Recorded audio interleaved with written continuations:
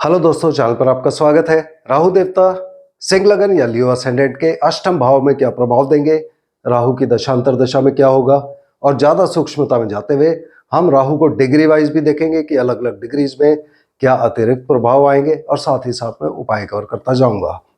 तो पहले बेसिक्स, सिंह लगन की कुंडली में नंबर 5 लग्न में सबसे ऊपर बीचों बीच यहाँ पर लिखा होता है सूर्य देवता इसके मालिक होते हैं। सूर्य और राहु शत्रु कहलाए जाते हैं। राहु देवता अष्टम भाव में विराजमान है, जहां नंबर 12 लिखा है।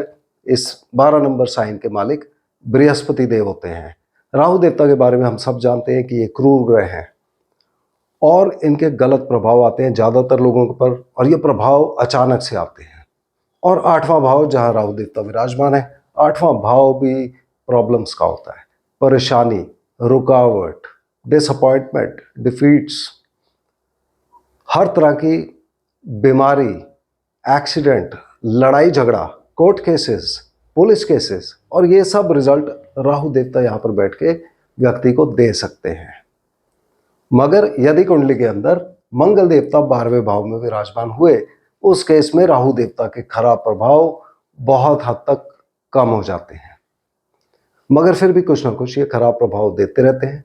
और 8वां भाव जैसा हम सब जानते हैं लमसम मनी का होता है, जैसे कि इंश्योरेंस या इनहेरिटेंस का पैसा। और जब राहु यहाँ बैठे हैं तो केतु देवता द्वितीय भाव में बैठे होंगे, और ये वाला भाव होता है हमारी रेगुलर इनकम का। तो राहु देवता यहाँ बैठकर व्यक्ति की किस्मत में बहुत उतार चढ़ाव लाते हैं, और कभी व्यक्ति को अचानक से बहुत बड़ा धन लाभ हो सकता है, और बहुत कभी कभी बहुत ज्यादा हानि हो सकती है।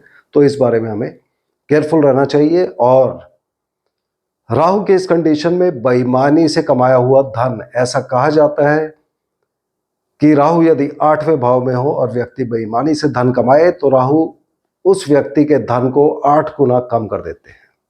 साथ ही दक्षिण का दरवाजा यानी कि साउथ फेसिंग एंट्रेंस डोर भी यहाँ अशुभ माना जाता है। यहाँ राहु के उपाय जो दिए गए हैं कि हम धातु जिसका नाम होता है सिक्का, जिसको इंग्लिश में बोलते हैं लेड, इसके 8 टुकड़े बहती नदी में बहा देते हैं। जब राहु को हम सिंह लगन के अनुसार 8वें भाव में देखते हैं तो इनकी दशांतर दशा में क्या प्रभाव आएंगे, और जब भी राहु की दशांतर दशा चलेगी वहां 3-4 तरह के अलग अलग प्रभाव आते हैं। पहला प्रभाव, क्या राहु यहां बैठकर अष्टम भाव का प्रभाव देंगे या नहीं देंगे, इसको चेक करना जरूरी होता है। इसके लिए आप कुंडली में 3 भाव चेक करिए, 7वां, तीसरा और 11वां भाव। यदि इन 3 भाव में कोई भी ग्रह बैठा है 6 डिग्री 40 मिनट से लेकर 20 डिग्री के बीच में, उस केस में राहु देवता का अष्टम भाव का प्रभाव बहुत कम आता है। और यदि यहां कोई भी ग्रह नहीं बैठा है, उस केस में राहु के खराब प्रभाव अष्टम भाव के सबसे ज्यादा आते हैं। और अष्टम भाव के प्रभाव में राहु देवता यहाँ, चूंकि अष्टम भाव कष्ट और पीड़ा का होता है, तो कष्ट और पीड़ा से जुड़ा हुआ पैसा दिलवाते हैं, जैसे कि इंश्योरेंस का पैसा, ग्रेचुटी, पेंशन, बोनस, दहेज, पैतृक धन। साथ ही कष्ट या पीड़ा के साथ जुड़े हुए कामों से भी जोड़ सकते हैं, जैसे कि सर्जरी के काम, इंश्योरेंस के काम, security forces, army, navy, air force, police के काम, इस तरह के काम। और साथ ही साथ ये व्यक्ति को उद्योग से जोड़ सकते हैं या उद्योगपति भी बना सकते हैं। राहु देव का पहला इफेक्ट होता है जो इन 3 भाव के अनुसार, जो यहाँ ग्रह बैठे हैं या नहीं बैठे हैं उसके अनुसार यहाँ का प्रभाव इनकी दशांतर दशा में आएगा या नहीं आएगा। इनका दूसरा प्रभाव होता है, क्योंकि ये छाया ग्रह होते हैं, तो छाया ग्रह होने के कारण ये किसी और ग्रह का प्रभाव भी डालेंगे। अब वो कौन सा ग्रह होगा उसको चेक करने के लिए सबसे पहले आप देखिए क्या राहु देव के साथ यहाँ पर कोई ग्रह है। यदि है और डिग्री वाइज बहुत पास होना चाहिए, अगर 7-8 डिग्री से ज्यादा है तो उसका असर नहीं आएगा। जो भी ग्रह यहां होगा जिसकी राहु के साथ युति होगी, राहु देव अपनी दशांतर दशा में उस ग्रह का रिजल्ट भी देंगे। अगर यहां कोई ग्रह नहीं है तब दूसरी कंडीशन होती है, देखिए कि इनके ऊपर दृष्टि किसकी पड़ रही है। अब सभी ग्रहों की दृष्टि दूसरे भाव से राहु देव पर पड़ेगी ही। इसमें यहां केतु देव ऑटोमेटिकली होंगे, तो केतु देव को नहीं गिना जाता है, केतु के अलावा कोई भी प्लैनेट। और ये जो दृष्टि डाल रहे हैं ये भी डिग्री वाइज प्लैनेट राहु देव के बहुत पास होने चाहिए, तब इनका असर आएगा। इसके अतिरिक्त 3 ग्रह होते हैं, शनि, बृहस्पति और मंगल, जिनकी एडिशनल एस्पेक्ट्स होते हैं, ये अतिरिक्त दृष्टियां होती है। जैसे कि शनिदेव की 3री और 10वीं दृष्टि होती है। तो उदाहरण के तौर पे यदि शनिदेव यहाँ पर बैठे हुए तो इनकी 3री दृष्टि यहाँ से 1, 2 और 3 यहाँ पर पड़ेगी। मगर ये दृष्टि में भी शनिदेव डिग्री वाइज बहुत पास होने चाहिए, और यदि ऐसा हो रहा है शनि की दृष्टि यहाँ से पड़ रही है राहु पे, तो राहु देव अपनी दशांतर दशा में शनिदेव का ये प्रभाव भी देंगे। उसी तरह से बृहस्पति की 5वीं और 9वीं दृष्टि हमें चेक करनी चाहिए, और मंगल देव की 4थी या 8वीं दृष्टि की वो दृष्टियां राहु पर तो नहीं पड़ रही है। यदि दृष्टि पड़ रही है तो राहु देव उस ग्रह का भी प्रभाव देंगे, और यदि ये दोनों कंडीशन नहीं हो रही है, ना दृष्टि है ना युति है, उस केस में राहु देवता अपनी दशांतर दशा में यहां पर बृहस्पति देव का प्रभाव देंगे। ये चीजें हमको बहुत केयरफुली चेक करनी चाहिए। तीसरा जो प्रभाव आता है, इनका डिग्री वाइज क्या प्रभाव आएगा। जब राहु देवता यहां पर 0 डिग्री से 3 डिग्री 20 मिनट के बीच में होंगे, उस केस में ये बृहस्पति देव की पोजीशन हमने चेक करनी है। जैसे भी बृहस्पति कुंडली में होंगे वैसे रिजल्ट्स आएंगे, और राहु देव इन 3 भावों को देखकर क्या यहाँ के प्रभाव दे रहे हैं या नहीं दे रहे।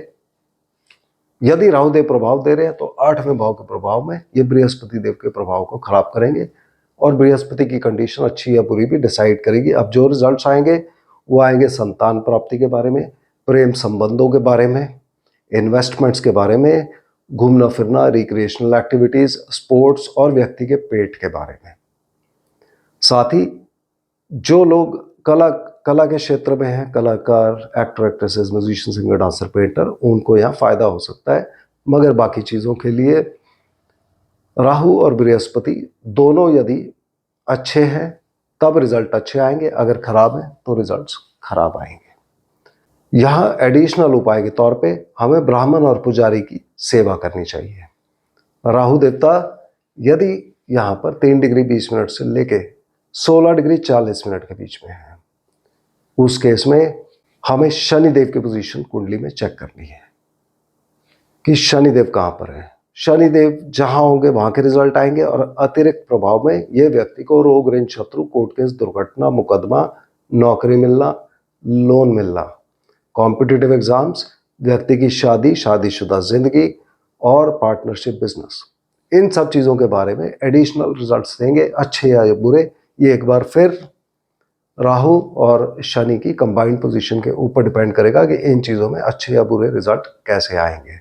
और यदि खराब प्रभाव आ रहे हैं और शनि देव का उपाय करना पड़े तो मछलियों को खाना खिलाया जाता है। जब राहु देवता यहाँ पर 16 डिग्री 40 मिनट से लेके 30 डिग्री के बीच में है, तब हमें कुंडली में बुध देव की पोजीशन चेक करनी है। बुध देव के एडिशनल इफेक्ट में 11वें भाव को हमने चेक करना है। अगर 11वां भाव खाली है तो बुध देव के एडिशनल इफेक्ट अच्छे आने की उम्मीद है। व्यक्ति को प्रॉफिट गेन्स, इच्छा पूर्ति, लाभ स्थान चूंकि एक्टिवेट हो गया, व्यक्ति चैरिटी के काम में, वेलफेयर ऑर्गेनाइजेशन इत्यादि में जोड़ सकता है, और व्यक्ति के इस पीरियड में नए दोस्त बनेंगे। मगर हमें याद रखना है कि यदि ये वाला भाव खाली हुआ तो 8वां भाव राहु देव जहाँ बैठे हैं वो भी उस समय एक्टिव रहेगा। तो मुझे उम्मीद है आपको राहु देव की दशांतर दशा को कैसे चेक करना है समझ आ गया होगा। याद रखिए, पहला स्टेप हमें चेक करना है कि राहु देव 8वें भाव के रिजल्ट देंगे या नहीं देंगे इन 3 भाव के अनुसार।